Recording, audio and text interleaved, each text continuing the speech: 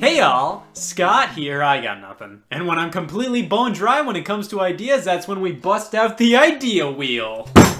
Let's see what we have to talk about today. Ah, son of a bitch. Okay, well I guess I'm talking about the L button today. Holy shit, I have no idea how I got 23 minutes out of that topic. Oh, Jesus Christ. Ha, the physical video game. Look at all this plastic, it's great, right? The box has always been something I've considered one of the simple joys in gaming. Something that doesn't matter in the slightest when it comes to legitimately enjoying a video game, but is something that just sticks with you. I always love just looking at the box, reading the back, seeing all the art. Physical video games are just something that I've always appreciated, and back in the day, that was partially due to the inclusion of this smattering of paper. The video game manual is something I think we only really started talking about until it started to go away. In this digital-heavy age, it's easy to look back at all the little things with games we always took for granted, but really miss now that they're basically gone. Stuff like gaming magazines, demo discs, cheat codes. These aren't dead, but they're dead. Tons of my favorite video game related things have been replaced by much more resourceful and easier solutions, all thanks to this home wrecker. It's the internet, home to such things as... Now, is the internet truly a stupid looking garbage man for killing what once were these little joys of video games? I mean, no, are you kidding me? They got jet roulette on this thing. Yeah, magazines were great, but I can get all this info immediately online. Don't lie, as much as you say, man, I miss magazines. If you had the choice between only getting gaming news immediately through the internet or once a month via a magazine... I don't even have to finish that sentence, you already know what you're gonna pick. But I get it, it's the whole joy of having a physical, tangible thing to flip through, to read all this information, see pictures and advertisements for other games. You only get this thing once a month, you better savor it. With the internet literally giving you everything you could possibly want at whim, it's harder to appreciate the smaller things, like some cool formatting on a page in Nintendo Power, or finally finding out that human beings bought Faceball 2000. Damn it, Scott, you may be saying, I thought you were gonna talk about paper, not paper. We got a little off track here, but the point I'm trying to make is, things are way easier now with a lot of physical things moving to digital. The technology has advanced so much that a lot of the physical things we got back in the day are no longer necessary. But it's a bit harder to appreciate them in this form. Gaming magazines are fundamentally dead, but the content they offered isn't. This kind of stuff can all be found online, and it's way more convenient.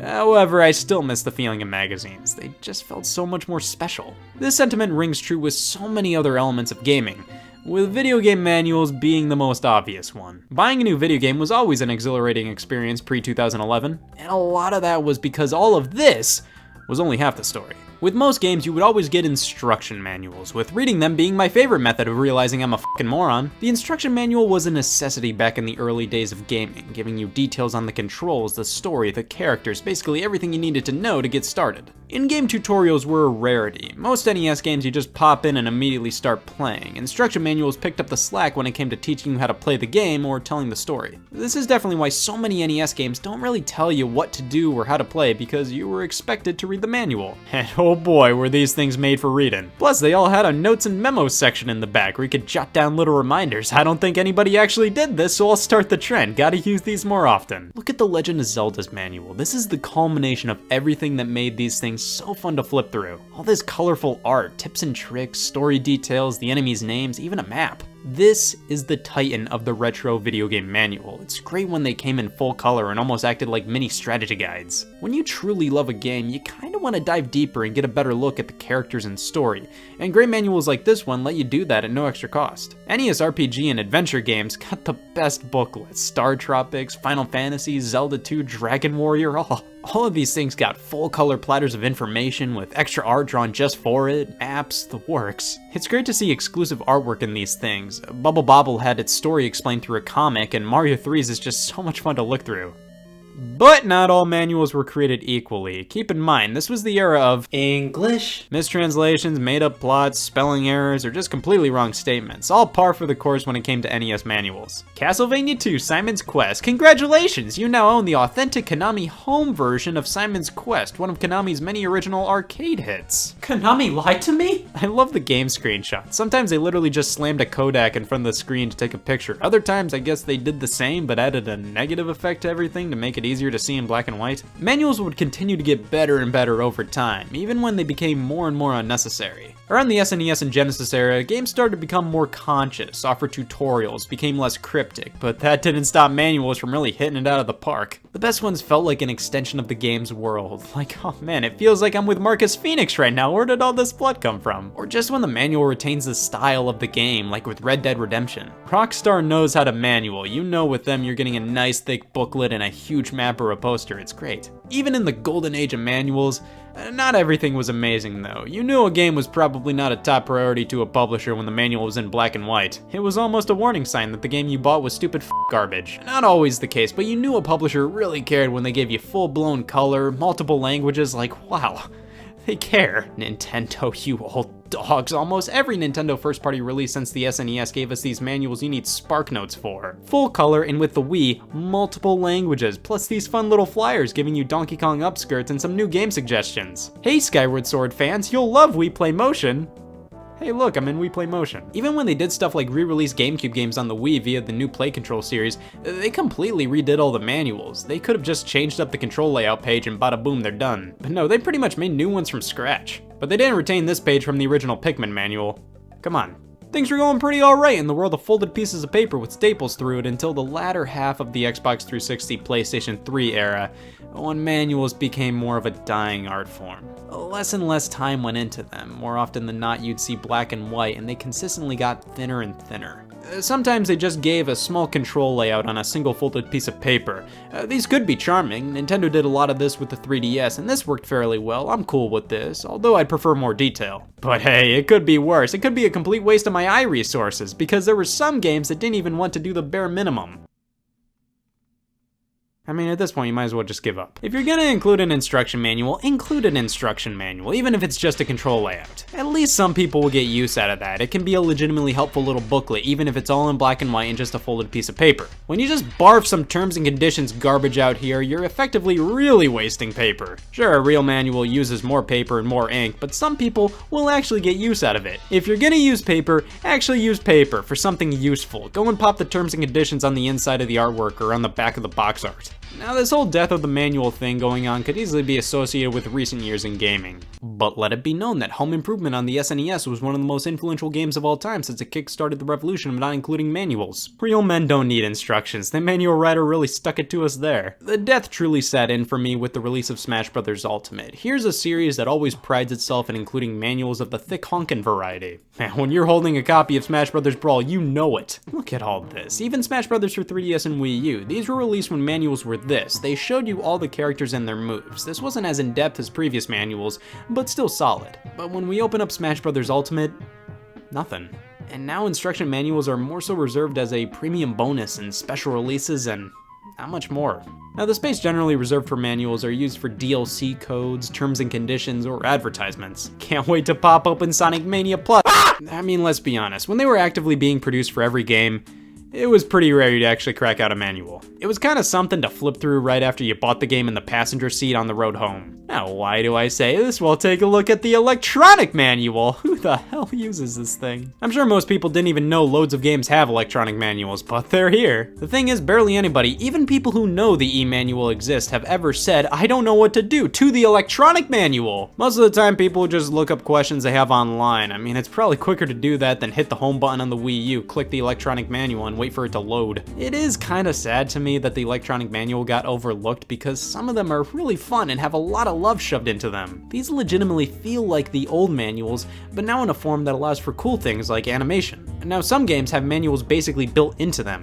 The only example I can think of off the top of my head is Mario Odyssey, and I mean, it's something that people really didn't use. So I think that shows that tutorials and in-game storytelling have replaced the instruction booklet, and the only reason we liked them was because they were tangible items. You turn a manual into a PDF, almost everybody kind of loses interest. But still, now that they're gone, every time I open up a new game, it's just disappointing. It feels like something should be here, and it almost never is. Now, one great new trend with a lot of physical games is art on the inner sleeve. Since most game cases are transparent, some companies have been printing art on the inside, which is always a treat to see. It's kind of a nice way to bring a little bit of the instruction manual back without wasting paper. Sure, I'd rather get a nice thick paper booklet and see the earth get polluted the f up, but I'll gladly take this. It gives you something to gawk at when you open a case up, and it's way better than Terms and Conditions McGee over there. You can find manuals and stuff like special releases of indie titles, but that's about it. Red Dead 2 came with a map, but no booklet, and Nintendo basically dropped paper inserts entirely with Switch games. Things aren't looking too good for these guys, and it's pretty crazy they're being treated as premium bonuses nowadays. I loved flipping through manuals to games I loved. I actually remember bringing a few manuals to daycare to flip through. But like with magazines and demo discs, they're obsolete, and if you bring them back, it's cool, but not a lot of people are actually going to use them. Even though they're all but gone and they weren't used that much to begin with, they'll always have a place in my and countless others' hearts. Well, as a tribute to the instruction manual, I will fully commit to one and carry out whatever it tells me to do. Oh, okay.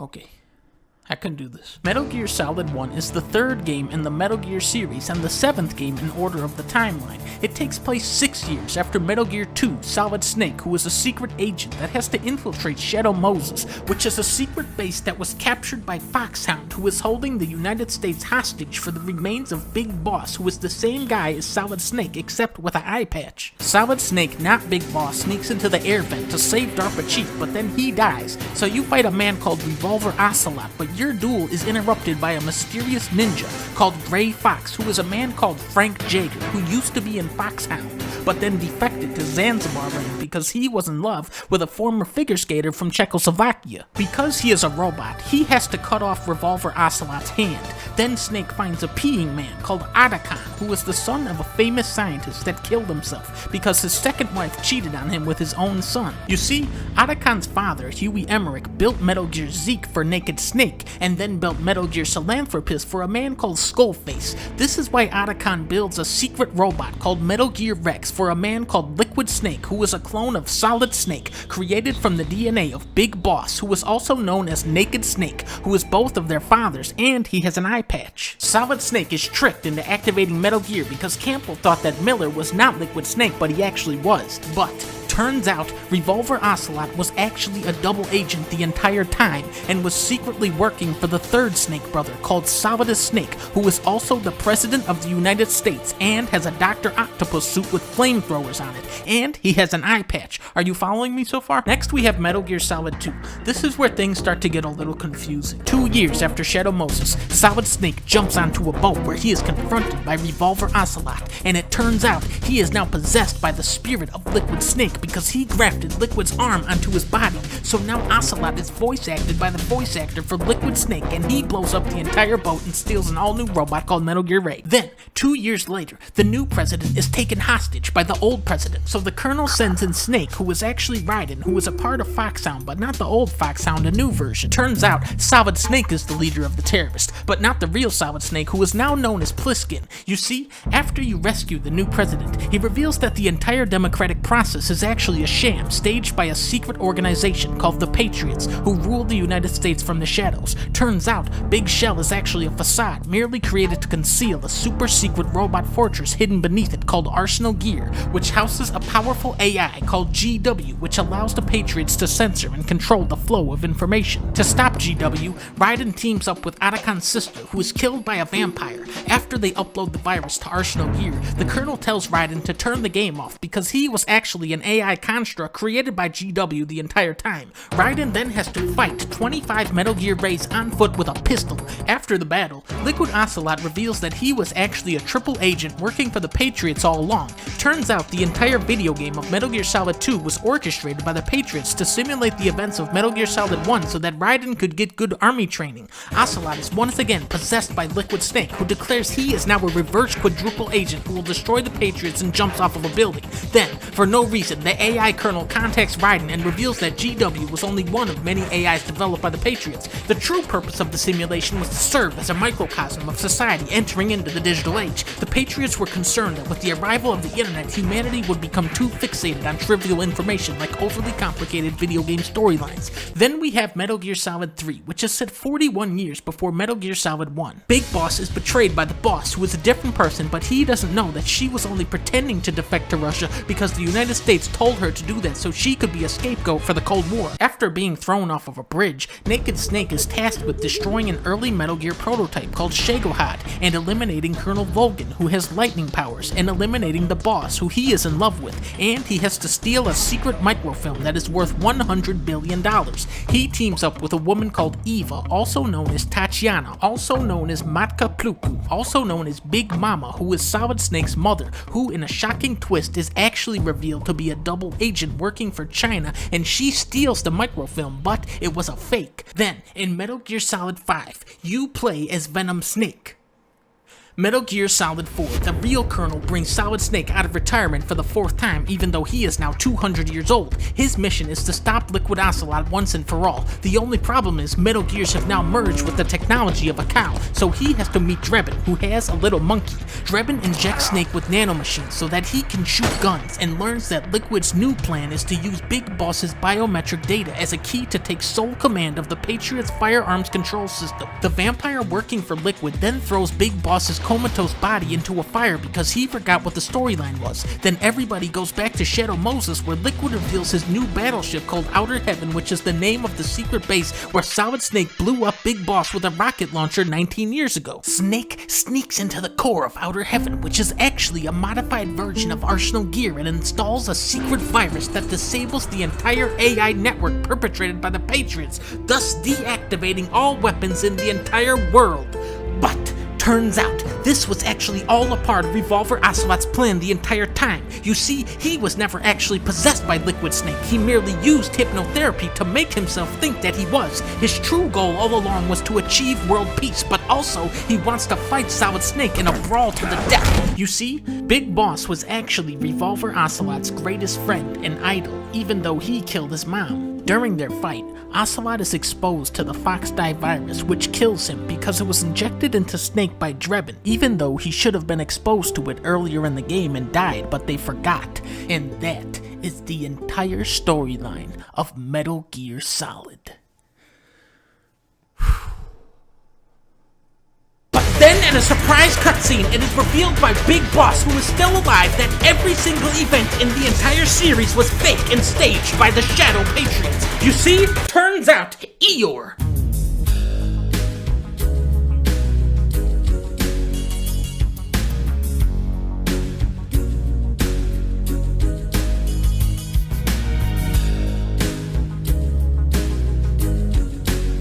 Initiating moisture protocol.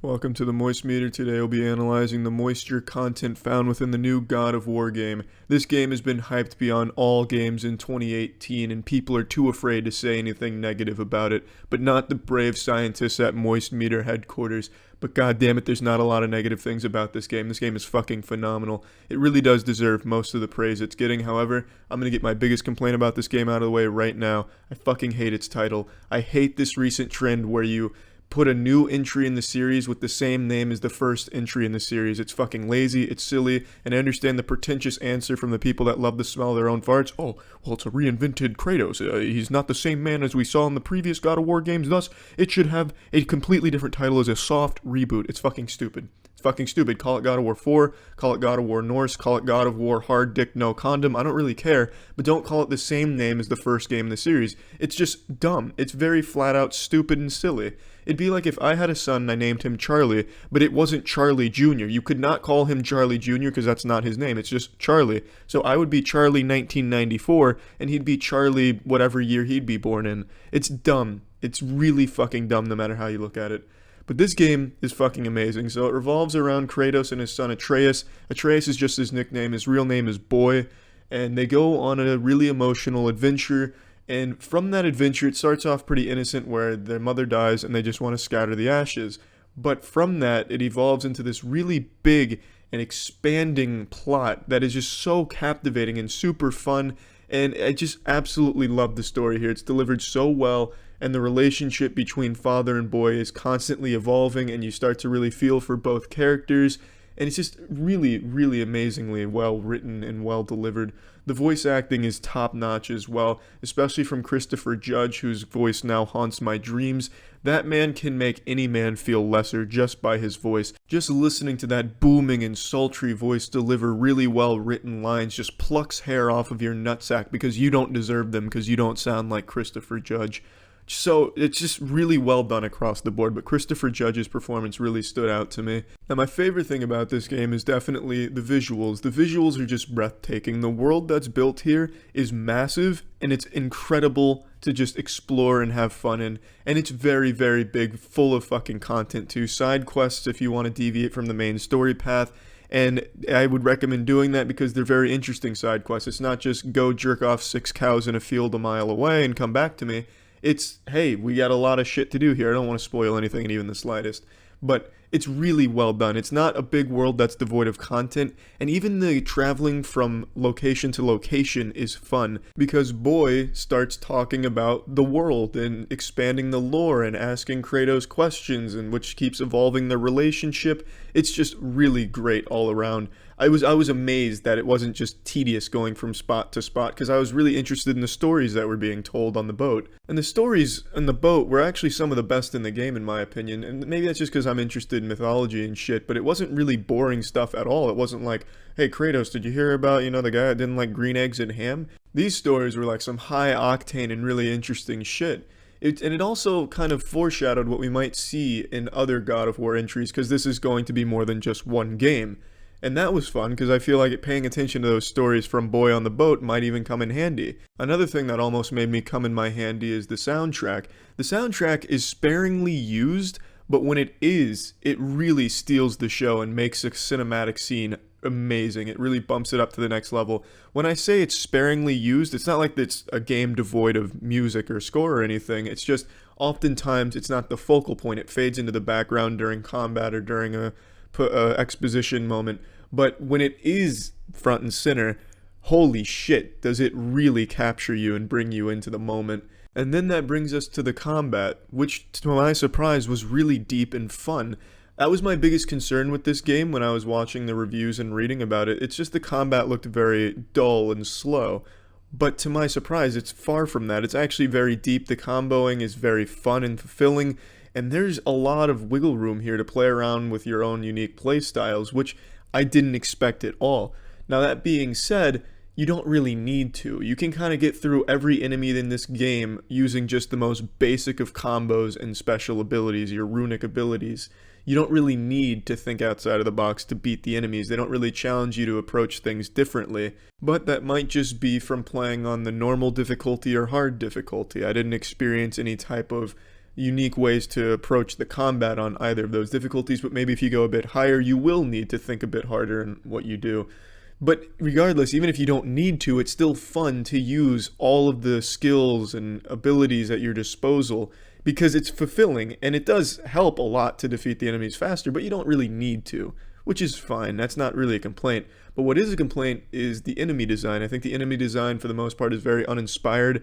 It's just some generic-looking zombies and trolls and ogres for the most part. There are some unique enemies here, though. There's some werewolf enemies, as well as some other ones on some side quests that are really well designed, but the main chunk of the enemies you fight aren't going to be all that visually stunning or unique. They look like something you'd find in every other hack-and-slash game ever made, which is kind of disappointing. But that's not really a huge negative, because it's still super fun to beat the shit and piss out of these enemies. Another thing that kind of caught me off guard was how fun it was to be collecting gear and looking for gear and trying to get your stats where you want them to be. That actually made quite a bit of difference in the combat and the gameplay, and I didn't expect that. I thought it'd all basically just be aesthetics, but it really did influence the way that your character played out. And having Boy shoot arrows when you want him to, and summon runic summons to attack as well. There was a lot of strategy behind it, and there was a lot of planning that went into getting the gear and the stats where you wanted them to be to suit your playstyle. One other complaint that I have, though, is a lot of the puzzle sections and a lot of the slower bits where you were running from point A to point B, not traveling by boat, really dragged on. There was a lot of sections in this game that I felt could have been shortened in order to help with the pacing, because sometimes the pacing just comes to a screeching halt and you get a little bored with solving the same fucking puzzle for the upteenth time, and that's kind of an issue I have here. Now, it's not a huge issue. It doesn't detract from my overall enjoyment of the game. It's just the pacing is kind of wonky when it hits that kind of shit. Now it's time to plug this shit into the 100% gluten-free and vegan moisture content analyzing meter. We're giving this an 85%. The game is absolutely fucking fantastic, no matter how you look at it. A world that can absolutely draw you in, a lot of lore should you choose to want to learn all of it, a ton of content and challenge modes and shit if you want to keep playing the game after the credits roll. I think there's a lot of replayability here, so after one playthrough you'll probably want to go explore and learn everything else there is. And it's just a very great game overall, with a few flaws, but I do think the majority of people, including God of War fans, are going to really like this game. But one other thing I'd like to mention is after the first boss battle, nothing really reaches that level of holy shit again. It really kind of loses that steam after the first boss battle. All of the other cinematics and boss battles can't even come close to the first encounter. It is such an amazing boss battle and such an amazing and long fucking fun fight that nothing else in the game was able to match that, which is a shame, but it doesn't mean all the other shit and all the other boss battles weren't fun. They just were not to the same level as the first one. I'd just like to make that very clear, because god damn it, I really fell in love after that first fucking boss battle and the scenes that followed, and it's really a shame that the rest couldn't get up to that level again, but it was fucking great from start to finish, and I think most people will really like this game. That's it. See ya. For decades, the exact science of waifus has been a mystery, as our collective understanding of these entities and the ways humans react to them continue to baffle scientists to the modern day. So today, I would like to present my findings to you, the board, in hopes that one day this research can be expanded on and completed.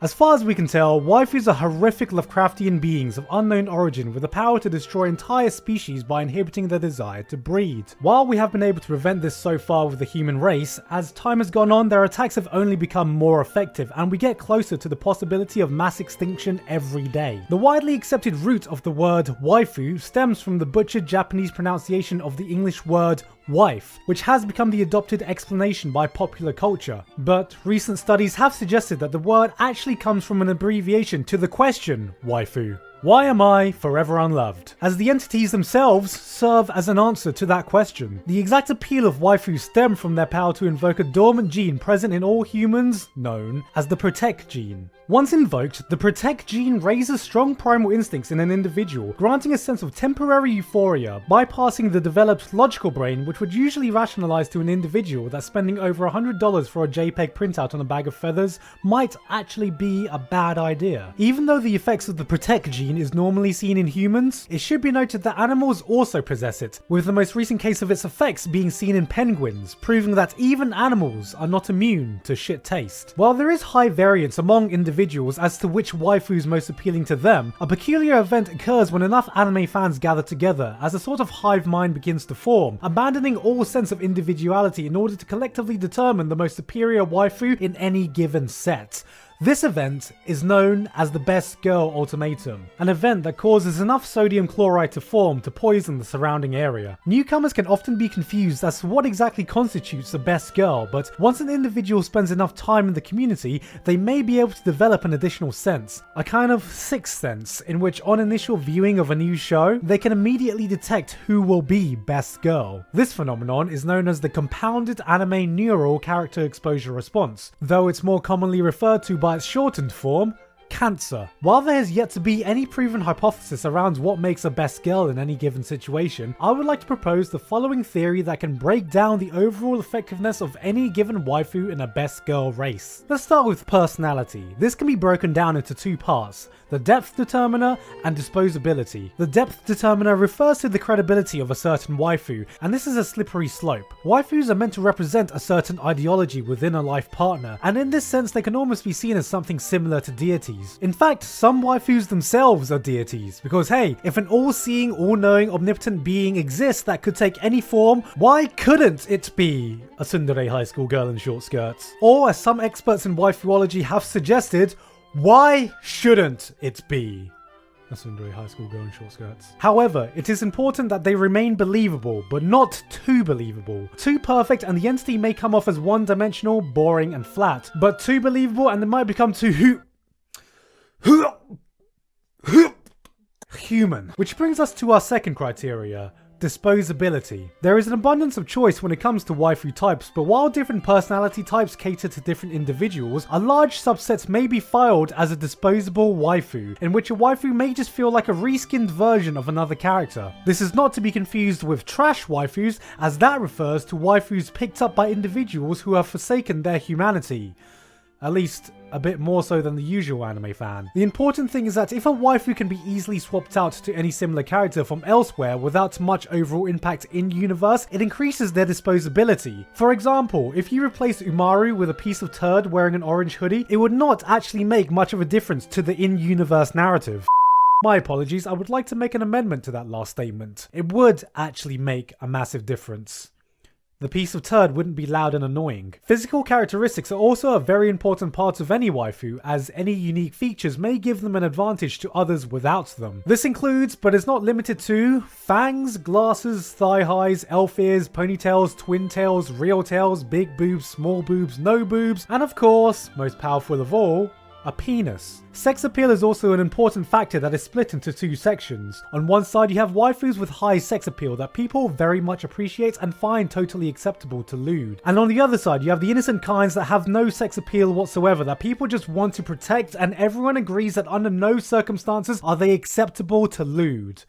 But people lewd them anyway. A waifu can increase their best girl chances by appealing to a certain fetish, but the real power comes when they allow an individual to discover a fetish they never knew they had. However, sex appeal should never come at the cost of going against the ideology of being an ideal, dedicated life partner, as this merely increases their thought factor, which is a death sentence for any waifu. Then we get to arguably the most important factor for a waifu's best girl candidacy: the kawaii coefficient. This refers to unique attributes a waifu possesses which can be seen as cute. With a high enough kawaii coefficient, even seemingly one-dimensional waifus can have a higher standing than they arguably should. A common way to achieve this is by giving them a weird quirk. Maybe they really like explosions, or licking people, or smelling people, or they're mentally disabled, or they're a psychotic nutjob mass murderer, or they're a mentally disabled psychotic nutjob mass murderer who's also a lolly. Whatever it is, it should be noticed that pretty much any quirk can be turned into something cute within the laws of waifu,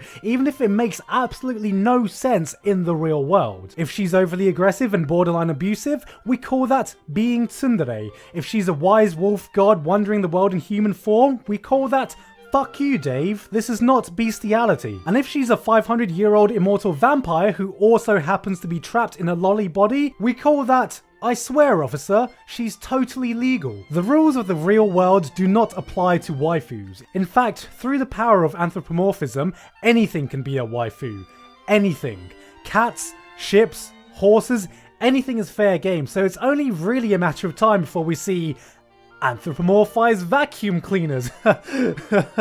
Wait, are you fucking kidding me? Of course, this brings us to the most complex mechanic to understand, which is known as the waifu meta. The cutthroat game of Best Girl is a constantly changing landscape with new additions continually being added which affect the overall ecosystem, changing the effectiveness of everything we previously talked about. An understanding of this landscape rapidly improves a waifu's standing in the current meta and can increase or decrease their viability for Best Girl in any given situation. For instance, someone like Amelia was quite strong in release, having pretty solid base stats in every category that made her a popular pick, but pretty soon after she just got completely hard counted by Rem, giving her a loss by default where she hasn't been able to recover ever since. Something similar happened recently between 02 and Ichigo from Darling in the Franxx, but that was more the result of a high tier waifu being called out for a 1v1 by someone who is clearly still trying to climb out of bronze. The effects of the waifu meta are so severe that there have been time periods where nonsensical picks such as Dio Brando and Kaiki have been viable for Best Girl, even if science has never even classified them as waifu waifus. It is also able to counteract the importance of previously discussed factors. Disposability is less of a factor if a waifu is the first to popularize a certain trend, but a single imbalanced waifu is also able to start the revival of an old meta, as we just saw last year with Sagari bringing the resurgence of the Emoto meta we hadn't seen since 2013, which absolutely nobody wanted, but we ended up appreciating anyway. Even someone as old as Asuka can remain relevant thanks to her constant reworks. If this is confusing for you, then I recommend sticking to the comfort picks that have stood the test of time and have remained viable in almost every meta. For example, someone like Rin will always remain a strong pick as she's in the Tsundere class, which will pretty much always be viable. But this gives her very high synergy with her twin tail and thigh high builds, plus having one of the best blush skills in anime when fully maxed. The only thing she has going against her is when Saber is counterpicked, and even then it comes down to an even skill matchup. In conclusion, the science behind waifus and their ability to become best girl is a complicated field, and science is still a ways away from being able to find the ultimate best girl. While we can rationalize a lot of the power through depth determiner, disposability, thought factor, and the kawaii coefficient,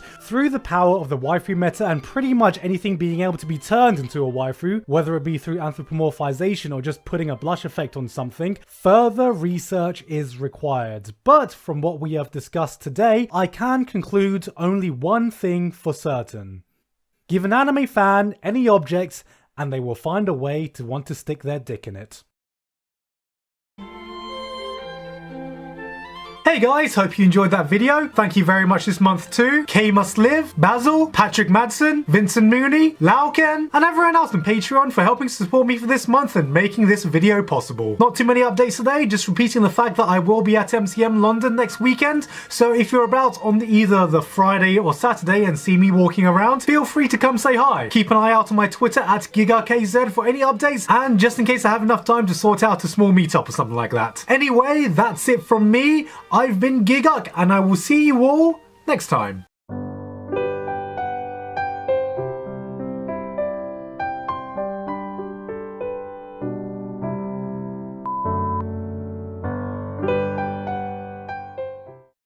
Welcome everyone to the second episode of the Clone Podcast.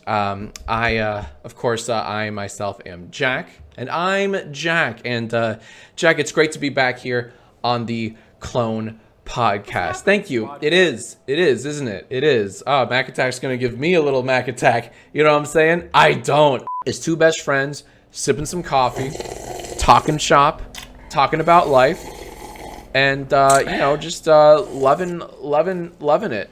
Just loving it. Ba-da-ba-ba-ba. I'm loving it. Remember that? Remember that old slogan from like the 90s? Like, ba-da-ba-ba-ba, I'm loving it. How do you not remember that? You're old. I love when the team gets together, when the community gets together, and they put their dollars together. Thank you, Nettie. Oh, sorry, Nettie's one of the gifted subs. Pardon me. But I love when the community gets together and gifts subs. I think that's the coolest shit. I love that. I love the love. I love the love. I love love. You know what I'm saying? Like, excuse me, princess, but I love the love. Okay, so you know what? I'm gonna do. You can have a little drunk smoochie. Thief of ADHD. Did you hear that? I did. Thief of ADHD wants us to have a drunk smoochie. I don't know. What do you think? Should we do it? Can we kiss? Is that legal? I don't know about the legal ramifications or the moral ramifications of two clones kissing. I would love to do a kiss though. For science. Yes, for science sake. For science sake, I will do a kiss. Yeah. I can do a kiss. I don't know. Do you want to try this right now? Are you ready for a kiss? I'm ready for a kiss. Are you ready for a kiss? I'm a little ready. All right. Pucker up, I guess. Let's try this. Here we go. Let's see if we can't do a little kiss here. All right. We're going to try. Hold on. One sec. I don't know if I want to do this. I don't know if... one in the cheek. There you go. That's all I got. Hey, that was fun. That was really fun. You know, that was really fun. I make a damn good Mai Tai up in here. Oh, look at this lonely ass loser. Ha ha. You just got cucked, baby. Okay. I don't have any makeup on, so bye. Okay, give me a kiss. Love you, babe. Bye.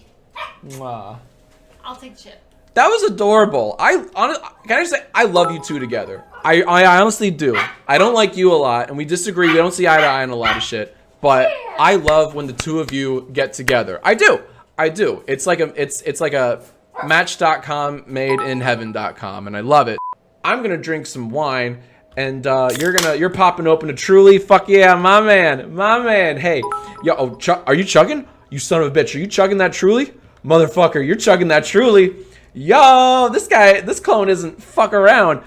Ooh, yeah, cheers to you, bud. That felt good. Thanks, Jack. Also, I've been watching you since 2013. What's happening? 2013. Did you hear that? Were you listening? You weren't listening, you piece of shit. Well, thank you, Zorro. But yeah, that gentle person just gifted us bits, and they've been watching since 2013. Don't nod like you were paying attention. You weren't even paying attention. This is the story of a girl who drowned in a river and who. Ah, I fucked up. You idiot. We had a thing going. We did. Do me a favor. Yes. Lay down the fat fucking beat. You got it. All right. Let's see it. That is pretty fucking fat. Okay. Hold on. 4, 3, 2. Last time we did a clone podcast. If you weren't here, my bad. That sucks. But I'm here with my clone. Looking good. Fuck, I want a bone. Clone podcast 2.0. Clone podcast. Oh no. And you know what? Cheers. Fucking, I'll cheers you to that. I will. Give me a clink. Give me a clink right now. Stop pouring.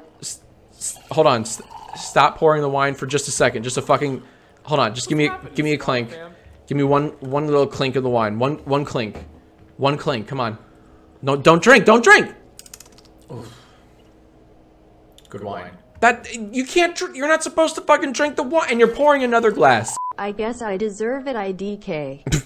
Anyway, what are your thoughts on Jedi Fallen Order? What are our thoughts on Jedi Fallen Order? I'm really glad you asked. I have never played Jedi Fallen Order. That's so weird. Me too. I've never played Jedi Fallen Order.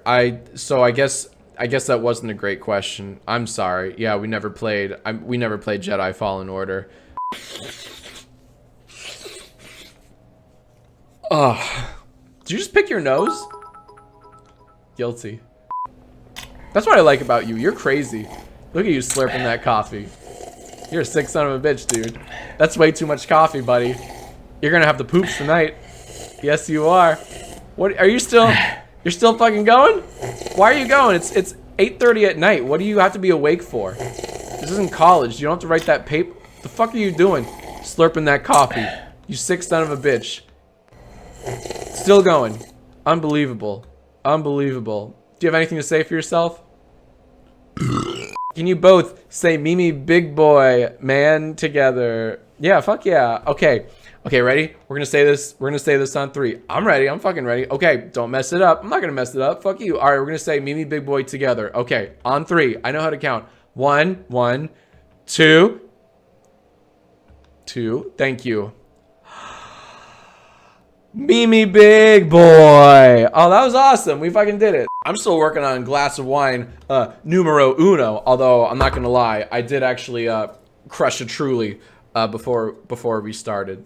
So, oh, you drink Trulies? I do drink Trulies. That's so weird. I got a Truly right here. To me, the best Hamilton song of all time, the best Hamilton song from the whole soundtrack, easily is the song. It's easily the song Nonstop. I love the song Nonstop so much. Nonstop to me is the perfect Hamilton song. I disagree. Oh, you do? I don't think that's correct. Okay, That why is is that? We will never see eye to eye on. What? Please Hold on. do not interrupt. No, I'm not Please interrupting. let I'm me saying finish. Nonstop is Please, the best Hamilton. Shut the if fuck. you're gonna Shut talk the over me, fuck up. I will leave. Shut the I will fuck leave. up. Nonstop This is is the ridiculous. best song This is on ridiculous. Hamilton. I You're am not letting trying me to fucking get my talk. I'm point trying to across. talk over you. And- Alexander Aaron Burr. Sir, well, it's the middle of the night. Can we confer? Sir, is this a legal matter? Yes, and it's important to me. What do you need? Burr, you're a better lawyer than me. Okay? It's really, I love that. And that's why I feel like, I don't know, that's why I feel like you and I are super close. And I love that about you. Oh, where'd you go? Where'd you fucking go? Well, that was a fun little trip down memory lane. It was. And did you know that today's video is sponsored by NordVPN? NordVPN, isn't that service that provides like military level encryption even over public Wi-Fi? And it's also downloadable on Mac and PC and Android and iOS, that NordVPN? Yes, that is absolutely correct. But did you know that NordVPN gives you access to the truly global internet? What? Isn't that kind of redundant to say? I thought the internet was already global. Oh, Jack, you stupid simpleton. Your dumb little baby brain can't wrap around what I'm about to tell you. Okay, you have Netflix, right? Yes, I have Netflix. Don't have to be so condescending. Okay, you're with me so far. So with NordVPN, with just the press of a button, you can connect to a different country's server. Say, for example, the UK. Well, guess what, idiot? Now you have access to the UK Netflix library, which has stuff that the US Netflix library doesn't. Oh yeah? Like what? Oh, like Doctor Who? Oh, that's actually kind of dope. Yeah, it's also got Modern Family. You like Modern Family? Uh-huh. Yeah. Also has Big Bang Theory. Oh, you're not? Okay, well, that was a bad example, but you get what I'm saying. You now have access to shows and movies that you otherwise wouldn't have access to just with the press of a button. And think about other countries. What if you connect to those country servers? Imagine what the Netflix would look like there. Okay, well, I'm convinced. Where do I go to download this wonderful service? And is there like a special offer for me? Because I'm a little cheap. I'm so glad you asked. Yes, go to nordvpn.com/Jack, link in the description, and use code Jack to get 70% off of a 3-year plan, plus 1 additional month for free. For the low price of $3.49 a month? $3.49, that's like the price of a coffee, a fancy coffee. Yeah, now I assume this offer lasts forever. No, you idiot, this is a limited time offer. You gotta this is your last chance. Do it now. Yo, all right. Okay, I'm gonna go to, what was the name of the website? I forgot already. nordvpn.com/Jack, code Jack. nordvpn.com/Jack, code Jack. That's what I said. Also, just so you guys know, we're going to try to give you guys brand new episodes of the Clone Podcast every Friday night at, let's say, 6 p.m. Pacific, only on my Twitch. I think you mean our Twitch. Yo, this bit sucks. Yeah. Hey, how's it going, everyone? This is the Anime Man, and today I'm doing something really stupid. We're in a random house right now, not my house. We're in the house of a fellow Bookwalker employee, because this video is brought to you by Bookwalker, yeah. And this house is kind of special, and is a house that's going to get me very excited, and if you're a fan of manga, is going to get you very excited. Because I've heard that this fellow Bookwalker employee has a pretty large collection of manga. I thought I had a large collection of manga, but then I stepped into this house. So we're going to check out his collection, first of all, and then we'll see how it goes from here. It's in this room. Let's go check it out. Wow. That's that's a lot.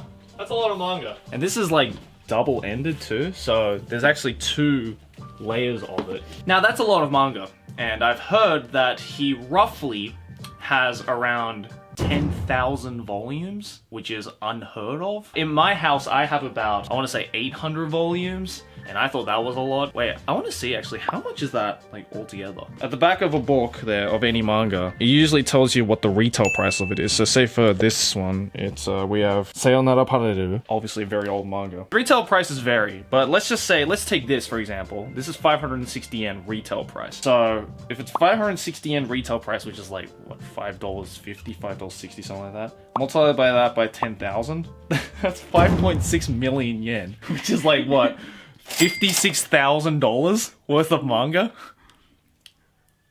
God damn. So you're probably wondering, as I am, what kind of manga does he have? Let's check it out, actually, because I'm genuinely curious. Obviously, what, 96 volumes of Detective Conan right here, classic. Behind that is, One Piece. I think he said there's like 50 volumes of One Piece that he has, so it's not all of them. Then we have QED, CMB. He obviously loves his crime mysteries. We have Kindaichi Shonen no Jikenbo, which is a classic. Oh, we have Urusei Yatsura down here. This is Takashi Rumiko's first manga series, so the creator of Inuyasha and Ranma Half and stuff like that. And over here we got Sket Dance. Oh, I grew up with Sket Dance. Sket Dance is so good, dude. Yes. I actually don't have any of the volumes of Sket Dance at home, but now I'm tempted to get them. And then we have a lot of Gintama right here, 71 volumes of Gintama. Jajama Gurumi, that's a super old manga right there. Katsute ni Kaizo, Monkey Tan, so like very old manga as well. It's a nice collection of all sorts like new and older ones. Like we have Zettai Karen Children, which is a pretty old manga right here, but then you have some recent ones like Sayonara Zetsubo Sensei.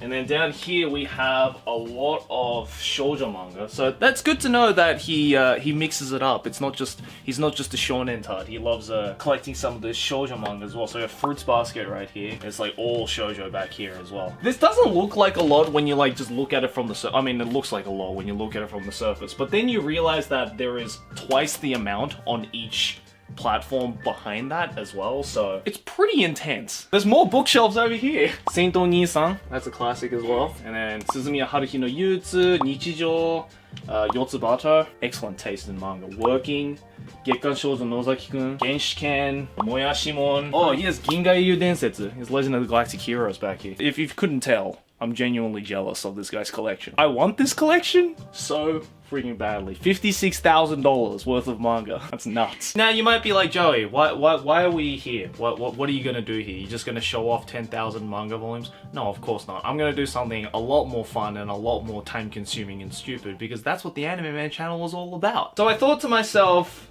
we have this many books and we have a nice open floor right here. I can make something. I can actually physically create something. What would be super cool or more cool than a bunch of volumes of manga on a bookshelf is a bunch of manga as a pyramid. Like you see it in like fancy bookstores, you know how they stack up books in like all sorts of cool and unique ways to, you know, for the Instagram. I basically want to do the same thing essentially. I want to get 10,000 manga books or however many manga books can fit in here and create a giant book pyramid. That sounds pretty fun and time consuming, but that's what we're gonna do in this video. So let's do it. So my goal right now is to imagine, so obviously it's gonna be a square pyramid. And also I'm going to, just for aesthetic reasons, I'm going to put the spines on the outside so that when the whole thing is complete, it'll just be like a whole bunch of spines. The biggest one is gonna be the base. So I gotta get a idea of how big this base is gonna be. I guess we should just start with Meitantei Conan, considering that there's 96 volumes of this. I've also got to give myself enough space to like move around, so... How many hours is this going to take? Well, that's why we're here at 9 in the morning, so I'm giving myself plenty of time to work on this. You have to tell me as well, Maylene, which, when I do start stacking the manga on the floor, which ones I can get on Bookwalker. Oh, you can actually get all of these in Japanese on the Japanese Bookwalker. Yeah, but my audience predominantly doesn't speak Japanese. But they can learn Japanese. They can learn Japanese on Bookwalker. You can! So we got the base. It's a 9x9, at least on the outside of Detective Conan. And look how much of the manga we've used. Nothing. Nothing! That's okay, because I'm going to make this pyramid full. It's not going to be a hollow pyramid. So I'm going to fill in this inside now with as many Detective Conans as I can.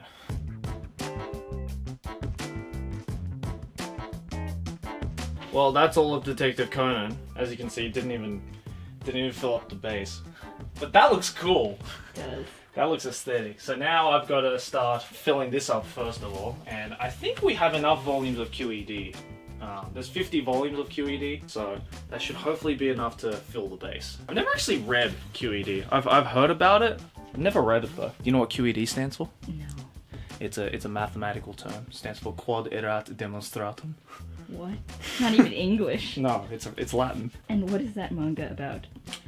It's about quadrat demonstratum. This is gonna kill some people's OCD. They'll be like, it's not, you didn't even make it all the same color. 2,000 years later. Okay, we got a base.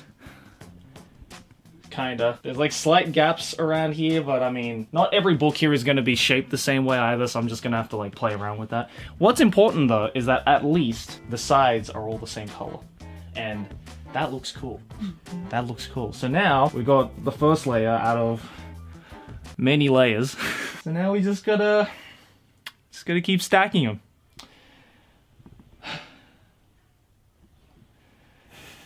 Fuck. Oh hi, hello, it's Joey from the future. While you're watching this sweet time-lapse, let me tell you about this sick Christmas promotion that Bookwalker is doing. You can get up to 50,000 coins back based on how many purchases you've made on the site. The more you spend on manga and light novels, the more free coins you get to spend on manga and light novels again. It's like 2-for-1 purchasing, and if anything is going to get you in the Christmas spirit, it's sweet deals in manga, am I right? I mean, look at all these amazing books that you can grab onto this campaign. But watch out, because this deal ends on December 25th, so if you're interested, then make sure to click the link in that description below. And also don't forget to use my coupon code AnimeMan to get $5 off your purchase. Alright, back to the show. See ya!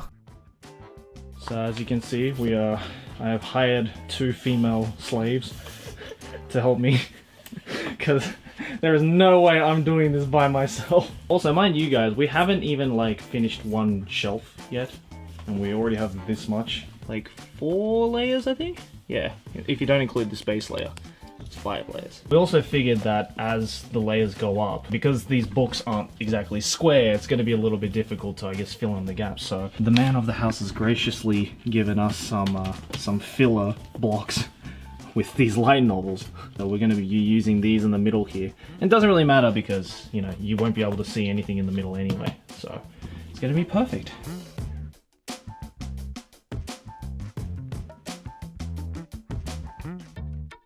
So we have just finished our first bookshelf full of manga, because remember this was double layered bookshelf, so we've shaved off the top layer of 2 shelves, which counts as 1 whole bookshelf.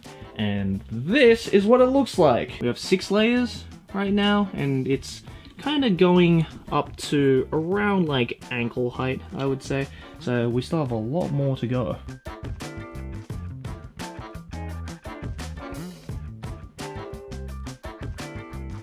Alright, so we've been working at this for about 2 hours now, and this is what it looks like.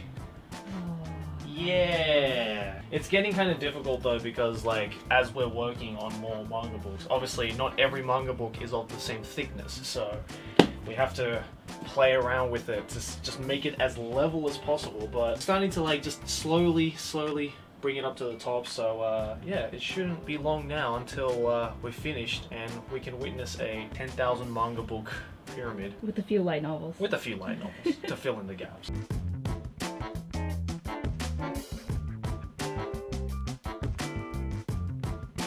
We are so close to the top. Look at this beauty. Mainly it's like stepping on it. It's up to like knee height now, I'd say. Yeah. Around knee height. Maylin gave me the great idea to make an Instagram post of me sitting on top of this while reading a manga. This is also a test to see how sturdy this thing is, in case you guys don't believe us that this thing is fully packed in. This is so scary! Okay, here we go. Oh. Oh, whoa. You did it. Yeah, hell yeah. Wonder what Dream's doing. Hello. Hi there. Welcome to my chamber. This is like the weeb version of Game of Thrones. The next chapter is coming. Oh my god, you're Jon Snow.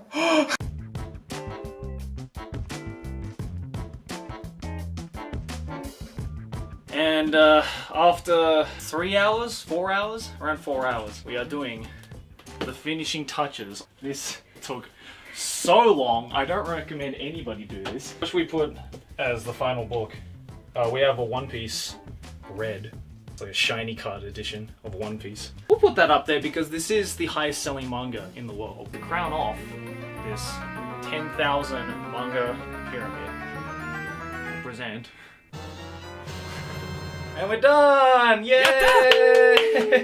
10,000 books later, 10,000 manga books later, we have a full, non-hollow manga pyramid. Pyramids of Giza, to the Egyptians, this is like the weeb version. Pyramids of Culture. culture. Very good. Ladies and gentlemen, I present to you the pyramid of culture. We put the spines on the outside so it's nice and colorful. We obviously kind of said fuck it to like, you know, color coordinating it because that would have been just too much time. I'm just glad we managed to make something like this. I usually suck at arts and crafts, but with the help of my friends and a little bit of culture, we did it. So guys, let me know in the comments below what you think. What would you do with 10,000 manga books? I made a pyramid. What would you make? Sounds like a Lego commercial.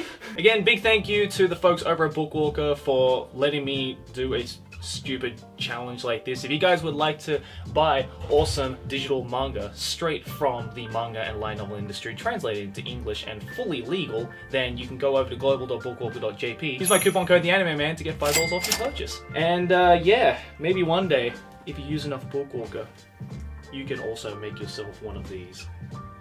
Only time will tell, so keep on using those coupon codes, my boys. I'm gonna go lie down for like several hours. Oh yeah, also we have to pack this away as well, so that's gonna be fun. Anyways guys, thanks for watching, and as always, like and favorite if you enjoy, subscribe for more anime banter, keep watching anime. Johnny! We'll